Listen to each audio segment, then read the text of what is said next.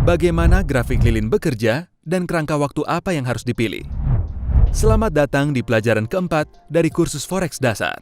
Dalam kursus ini, Anda akan mempelajari jenis grafik apakah yang paling umum digunakan, bagaimana cara membaca grafik lilin Jepang atau Japanese Candlestick, kerangka waktu apa yang harus dipilih guna memahami pergerakan pasar dengan lebih baik dan membuat perakiraan yang lebih realistis.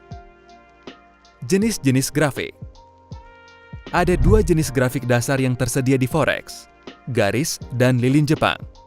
Mari kita lihat lebih dekat keduanya. Grafik garis. Grafik garis adalah yang paling sederhana karena mereka hanya menghubungkan harga-harga yang ditutup selama periode waktu yang ditentukan dan menggambarkan tren harga pada umumnya. Anda bisa menggunakan grafik jenis ini sebagai overlay atau untuk membandingkan grafik ketika menampilkan sebuah analisis antar pasar. Sebagai contoh, Anda bisa saja membandingkan harga dolar Australia dan emas dengan menggunakan sebuah grafik garis. Grafik lilin. Lilin Jepang menawarkan bentuk grafik paling populer. Grafik lilin menampung lebih banyak informasi daripada grafik garis, dan grafik ini ditampilkan dalam bentuk yang mudah ditangkap secara visual. Bagian tubuh yang sesungguhnya menandai area di antara harga pembukaan dan harga penutupan. Jika harga penutupan berada di atas harga pembukaan, maka bagian tubuh tersebut akan transparan. Jika harga berakhir dengan ditutup lebih rendah, maka bagian tubuh akan terlihat solid. Lilin transparan merujuk kepada warna putih, sedangkan lilin solid merujuk kepada warna hitam. Meskipun pada kenyataannya, grafik dapat ditampilkan dalam warna apapun. Garis sempit disebut sebagai bayangan, menampilkan rentang harga untuk periode waktu yang telah ditentukan. Satu lilin Jepang pada dasarnya merupakan grafik linear yang menampilkan harga untuk sebuah kerangka waktu yang dipilih, tetapi ditunjukkan dalam bentuk yang lebih padat. Perhatikan bagaimana sebuah grafik linear merepresentasikan sebuah harga yang bertumbuh dikonversikan menjadi lilin putih Jepang 5 menit. Sekarang, inilah sebuah grafik linear yang merepresentasikan sebuah harga yang jatuh dan dikonversikan menjadi lilin hitam Jepang 5 menit. Kerangka waktu apa yang harus dipilih untuk grafik? Para trader menggunakan kerangka waktu bulanan, mingguan, harian, per 4 jam, per 15 menit, dan bahkan per 1 menit. Idealnya, para trader memilih kerangka waktu utama yang menarik hati mereka, lalu memilih sebuah kerangka waktu yang lebih panjang dan lebih pendek untuk melengkapi yang utama. Kerangka waktu yang panjang biasanya mengandung sinyal yang lebih sedikit dan lebih andal. Kerangka waktu yang lebih pendek acap kali mengandung lebih banyak sinyal dengan tingkat akurasi yang rendah.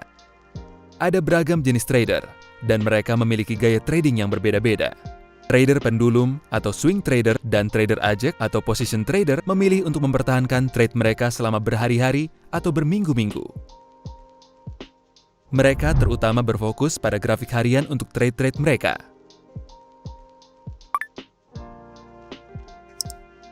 Mereka juga dapat memanfaatkan grafik mingguan ketika mendefinisikan tren jangka panjang seperti yang bisa Anda lihat dalam contoh, serta melacak grafik 4 jam ketika mendefinisikan tren jangka pendek langsung. Para trader harian yang masuk dan keluar dari pasar pada hari yang sama akan memberikan lebih banyak perhatian kepada kerangka waktu yang lebih pendek, seperti grafik per jam dan grafik 4 jam untuk sinyal masuk, dan grafik harian untuk tren yang lebih luas. Mari kita rangkum semua yang telah kita pelajari hari ini.